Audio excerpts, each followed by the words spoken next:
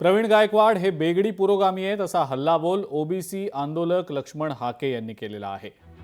संघर्षा वेळेला गायकवाड घरात लपून बसतात, नाव बहुजनांचं घ्यायचं पण काम मात्र पवार कुटुंबाचं करायचं असं लक्ष्मण हाके म्हणतायत। अजित पवारांकडनं आम्हाला न्यायाची अपेक्षा नाही।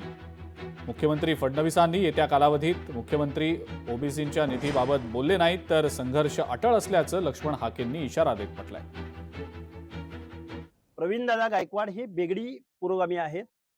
नाव बहुजनांचं घ्यायचं, नाव फुले शाहू आंबेडकरांचं घ्यायचं, काम मात्र पवार फॅमिली असेल, कोल्हापूरचे महाराज असतील, संस्थानिक वतनदार जागीरदारांचं काम करायचं। संघर्ष करायची वेळ आली की घरामध्ये लपून बसायचं। एका बाजूला म्हणायचं मी काशीरामांच्या विचारांचा पाईक आहे, आणि दुसऱ्या बाजूला ज्या काशीरामांनी निवडणुका लढल्या, पक्ष दिला, संघर्ष उभा केला, त्याच्या एकाही मुद्द्याचा फॉलो नाही करायचा। कसले तुम्ही पुरोगामी? माझी महाराष्ट्राच्या मुख्यमंत्री महोदयांना मी काय बोलतोय हे चांगलं कळतंय। अजितदादा पवारांकडून आम्हाला न्यायाची अपेक्षा नाही। आम्ही माननीय देवेंद्र फडणवीस साहेबांवरती अजूनही विश्वास करून आहोत। येऊ घातलेल्या कालावधीमध्ये महाज्योती ओबीसीच्या बजेटरी तरतुदीविषयी जर मुख्यमंत्री बोलले नाहीत तर मग संघर्ष या महाराष्ट्रामध्ये इथून पुढचा काळ हा ओबीसींचा असेल।